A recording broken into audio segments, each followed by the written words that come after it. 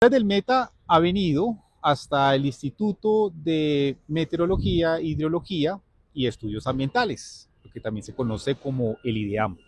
Aquí en esta entidad realizan las observaciones como también el monitoreo a las condiciones climáticas, hidrometeorológicas, lo que tiene que ver con el agua, el ciclo hídrico, también lo que son los cauces de los ríos, alertas marítimas, cuando se presentan huracanes y demás, y con toda esta información también de lo que sucede en la Orinoquía, se hace la predicción climática, como también se hace el anuncio de emergencias o de alertas según niveles, para que la población así esté enterada y tome decisiones. Eh, la importancia de esta entidad es de que la información oficial en cuanto a meteorología, hidrología y estudios ambientales en Colombia. Bienvenida a Ondas del Meta, Leanne, directora. Vale, muchas gracias. ¿En qué fenómeno estamos? Estamos en fenómeno, en una estacionalidad, en el tema del tiempo climático. ¿Cómo explicar un poco cómo nos encontramos ahorita después de pasar un niño? Sí, bueno, no estamos en niños, eso es importante decirlo. El niño y la niña hacen parte de un fenómeno que se conoce como el fenómeno ENOS, y son como la contraparte. El fenómeno del niño es el calentamiento del océano, la niña es el enfriamiento. En este momento podríamos decir que estamos en la fase neutra de ese fenómeno porque todavía no se consolida la niña, pero efectivamente ya las aguas del Pacífico no se encuentran con anomalías térmicas positivas. Estamos en un fenómeno ENOS, hablando de fenómeno en esta línea, pero no es el único fenómeno meteorológico y climático que puede afectar el país. La atmósfera es muy dinámica y en el país hay una confluencia de eventos que instalan lluvias o exacerban también las temporadas de lluvia, o al contrario disminuyen las precipitaciones. Esto es muy dinámico. Por ejemplo, uno de ellos es la oscilación de Mayden and Julien, que dependiendo de la fase, si pasa en convectiva nos genera más lluvias, si pasa en subsiguiente las disminuye. Pero yo hoy te puedo decir que estamos en Mayden and Julien y la próxima semana pues ya no podemos estar en eso. Entonces, todos los fenómenos son muy dinámicos. Son más fenómenos que una estacionalidad de lluvias como antes de pronto. Ya te explico eso. Eso tiene que ver con el clima. El clima es lo que ocurre o lo que ha ocurrido en un lugar históricamente. Entonces, el ideal, cuando hablamos de clima, hablamos de lo que suele ocurrir en un espacio determinado, en un momento determinado. Entonces, el ideal, a través de monitoreo de variables climáticas históricas, tenemos 50 años de monitoreo en algunas variables y 30 años en otras, permite saber cuál es el clima de las regiones del país, y por eso también hablamos de un régimen pluviométrico diferencial. Es decir, en cada parte del país el clima se comporta diferente. Entonces, en algunas partes están las lluvias en una temporada y en otra están en otras. Entonces, tiene que ver mucho con unas dinámicas complejas de la atmósfera, que son los vientos, por ejemplo, o la temporada de estaciones tropicales, o tiene que ver también con la zona de confluencia tropical. Pero el clima es lo que ocurre en un lugar históricamente, y el tiempo meteorológico es cómo se manifiesta ese clima. Entonces, yo puedo estar en una temporada de más lluvias, que es el clima históricamente, pero yo puedo tener durante la temporada de más lluvias un día De seco. temporada se entiende como la estacionalidad, ¿cierto? Sí, de temporada. Sí, es que aquí en el trópico no tenemos verano, invierno, otoño, primavera, sino que tenemos temporadas de más lluvias y de menos lluvias. Es la manera en que marcamos la estacionalidad. Y estamos en un Mayden Julian, como en una transición. Estamos en la segunda temporada de más lluvias para las regiones Caribe, Pacífica y Andina. Y La región de Orinoquía y Orinoquía. Amazonía tienen otro régimen pluviométrico, que la tendencia a esto es que van disminuyendo las lluvias progresivamente en los próximos meses. O sea, cada región tiene un comportamiento En el diferente. caso de la Orinoquía, ¿va a haber una reducción más o menos de lluvias? ¿Puede sí o no? La predicción nos muestra que es probable que en enero tengamos lluvias por encima de lo normal en la región de Orinoquía, lo que nos está mostrando en este momento la predicción, al igual que la región andina y la región Caribe, pero en general la Amazonía la sigue mostrando con lluvias normales, y normales de acuerdo al histórico climatológico significa que van a la baja. Eso es una predicción, puede ser, puede no ser. ¿En qué consisten los pronósticos de las alertas? Se encuentran, digámoslo así, en los celulares, aplicaciones que nos dan el clima, pero ¿qué diferencia con el IDEAM como esas aplicaciones? Un poco pues la que es oficial, y también lo de las alertas. Sí, pero más allá que es oficial, hay algo importante que hemos fortalecido en la comunicación estos días, y es que de hecho de que cualquier ciudadano pueda ver el pronóstico en una app es porque el IDEAT está enviando información y está alimentando los modelos globales. Claro, tú lo puedes ver en una app, pero esa app no se alimenta de datos, y esos datos los generamos a través de nuestro monitoreo. Porque los modelos globales, y esto quienes manejan modelos lo saben muy bien, la robustez de un modelo la da la cantidad de información y la continuidad en la serie de datos. Entonces, si un modelo está alimentado desde los territorios, pues va a ser mucho más robusto para hacer un downscale y generar un pronóstico. Quien alimenta los modelos globales meteorológicos es el IDEAN a través del monitoreo, y debe regirse por unas reglas, unas normativas, unos lineamientos de la Organización Meteorológica Mundial. Entonces nosotros generamos ese input de información que alimenta los modelos globales, que pueden acceder, muchos de ellos son gratuitos, abiertos, y pueden acceder académicos y hacer sus propios análisis de información. Nosotros en particular hacemos un downscale de esa información y generamos pronósticos para el territorio nacional. Con una serie de alertas. Entonces, en una escala. Los pronósticos nos permiten, hay que también saber que la información meteorológica no se genera desde una línea, sino que se requieren varios procesos de complementariedad. Entonces, una de ellas, por supuesto, son los pronósticos, que es downscale y modelos globales, pero también necesitamos un monitoreo en territorio que tiene que ver, por un lado, con radares meteorológicos. También nos están generando información en tiempo real de lo que está ocurriendo en la atmósfera, y los radiosondeos que hacemos en diferentes puntos del país, que también nos permite ver un perfil atmosférico. Entonces yo tengo varias inputs, varias informaciones que complemento. Aquí se trabaja incluso con varios modelos, y ya los meteorólogos, que son los especialistas, son los que toman esa información, las analizan, y a partir de ello generan un pronóstico. A partir de este pronóstico, que me da la información de si va a haber lluvia o no va a haber lluvia en términos muy gruesos, pues hay otras variables allí, empiezo a cruzar otras capas de información. Entonces, por ejemplo, las alertas por deslizamiento. Yo cruzo mi información de lluvias y cruzo información de suelos, que también es generada por el IDEAM, para saber, mirar zonas susceptibles. Entonces digo, bueno, hoy hubo lluvias, mañana hay lluvia, ya llevo 3 días continuos de lluvia. Puede haber un deslizamiento. Cruzo con susceptibilidad de suelo y genero una alerta amarilla, naranja o roja, dependiendo también. Un nivel de ríos. Y las alertas hidrológicas funcionan con un monitoreo in situ de los ríos. Nosotros tenemos que hacer, o hacemos, un monitoreo hidrológico que nos permite también saber, y esto es complejo y yo me voy a permitir decirlo porque es importante que se sepa, no solamente que el río suba o baje, sino que justamente los análisis históricos nos permiten saber cuál es el rango del caudal en que el río más o menos se debe mover. Cuando yo genero una alerta, no es porque el río subió ya, es porque el río está sobrepasando esos históricos medios de caudal, y puedo decir, es que ya nuestra experiencia, nuestra información y nuestros históricos nos está diciendo que a partir de este nivel puede haber riesgo de una creciente súbita.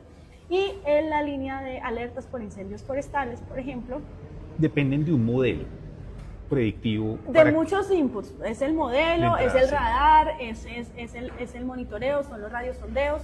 En el caso de las alertas por deslizamiento, son nuestros mapas de susceptibilidad, son capas que se cruzan.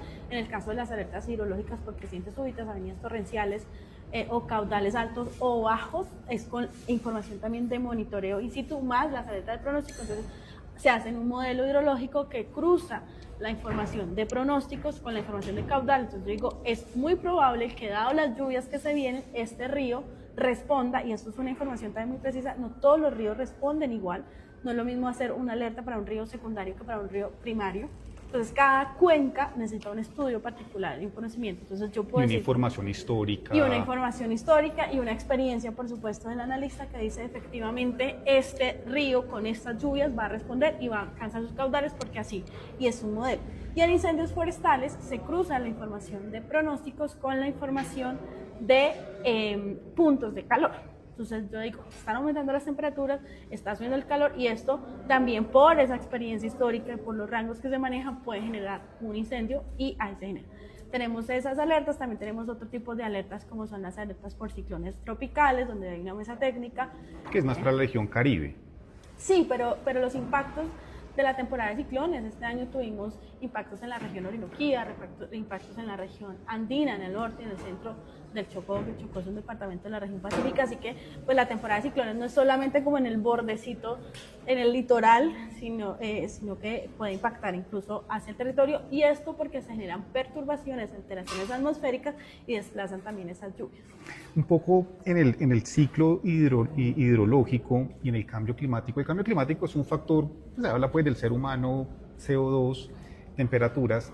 ¿Han notado alguna alteración del ciclo hídrico como parte del cambio climático? Obviamente pues también tenemos unos fenómenos que se alteran, se intensifican por el cambio climático. ¿Cómo notan el ciclo hídrico de manera reciente? Bueno, lo primero es decirte eso, hemos evidenciado como esa deslocalización de las precipitaciones, la frecuencia de eventos extremos.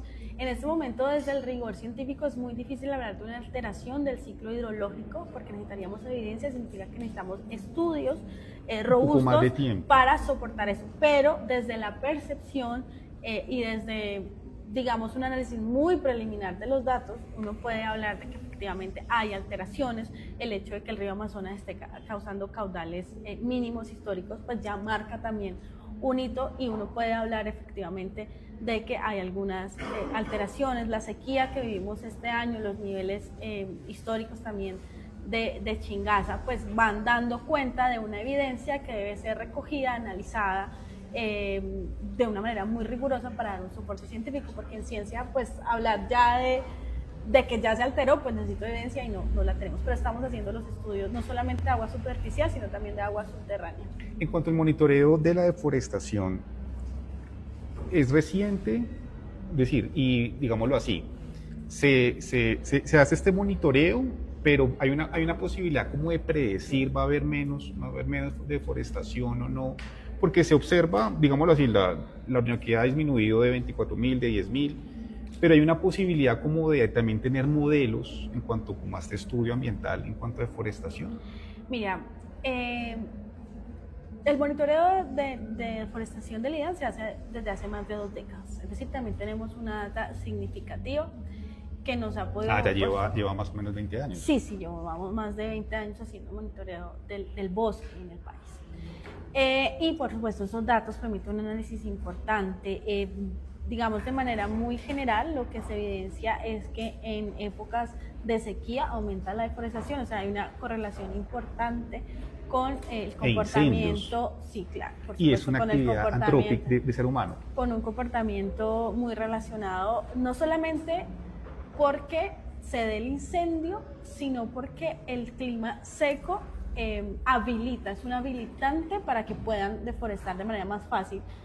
Por supuesto en lluvia se complejiza más, entonces efectivamente hemos visto que, ahora esto no es, insisto, la deforestación, y eso también es importante recalcarlo, es un proceso que está ligado a muchas dinámicas sociales, incluso más que las ambientales, no es un proceso, la deforestación se da por causas antrópicas y naturales. Las naturales, por ejemplo, las chatas de viento, que son una especie de tornado en tierra y que puede tumbar muchas hectáreas de bosque y nos está pasando y está aumentando. Eso es una causa natural, pero claramente no es la principal causa. Estamos hablando que el máximo es el 5% de la causa natural y el 95% se debe a causas antropogénicas, es decir, esto obedece a humanas, esto obedece a causas sociales. En Colombia en particular está muy asociado a las dinámicas de conflicto armado, está muy asociado, por ejemplo, uno empieza a analizar estas cifras de deforestación cuando se implementa el proceso de paz, cuando hay la desmovilización, etcétera, etcétera. Ahora que se han fortalecido los grupos al margen de la ley en los territorios, también hay unas dinámicas importantes. Por eso es que el gobierno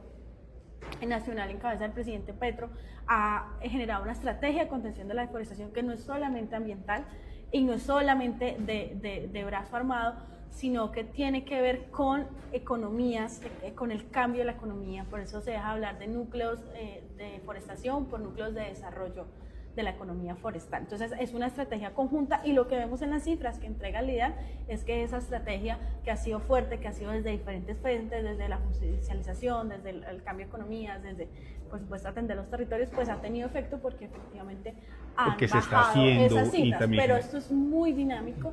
Este año tuvimos un año muy seco, con más de 1.100 municipios en alerta por incendio, y seguramente, y lo que vemos es que las alertas de deforestación han aumentado, seguramente el año 2024 la deforestación tenga un comportamiento diferente al de 2023. ¿Cómo han observado la calidad del aire?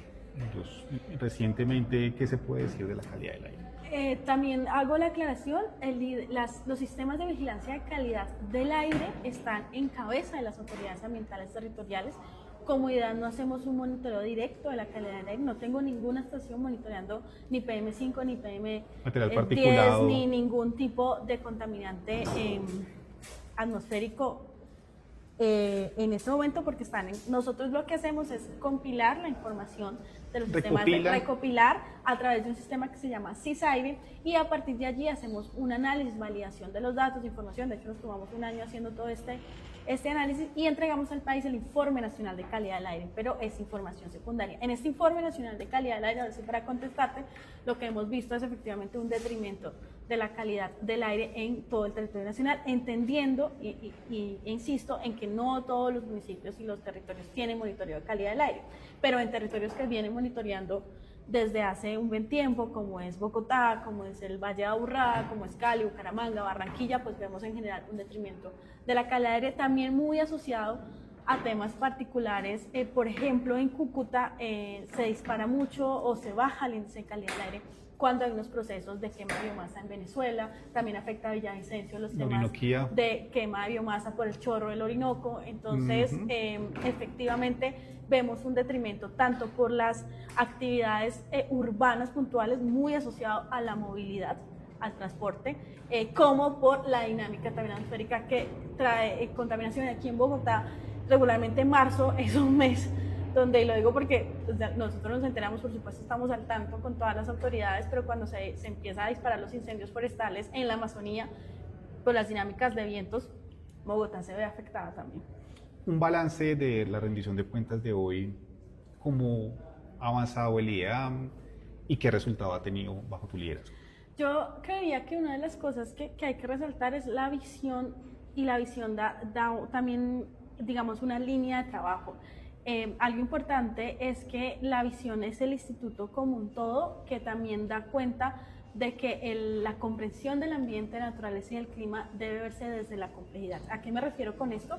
El IDEAN usualmente ha funcionado internamente, tiene 4 subdirecciones, estructuralmente y organizacionalmente seguimos igual, pero hemos fomentado la articulación interna porque, y lo voy a decir de manera práctica, nosotros sacamos estudio del agua, estudio de suelos, estudio del clima, pero lo que hemos reforzado de esta administración es el análisis conjunto de esa información que permita superar la comprensión fragmentada del ambiente en Colombia y que permita que las decisiones que se toman basadas en nuestra información sean mucho más efectivas.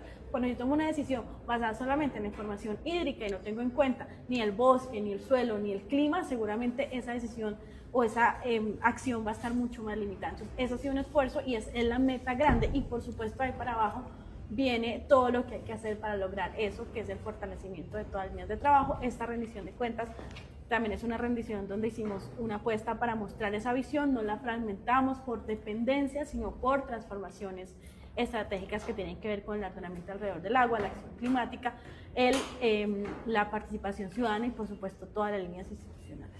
Pues todos a estar pendientes de las alertas que nos da el IDELAN, también la predicción climática e hidrológica y los estudios ambientales que realizan. Muchísimas gracias. Vale, a ustedes, muchas gracias. En Ondas del Meta.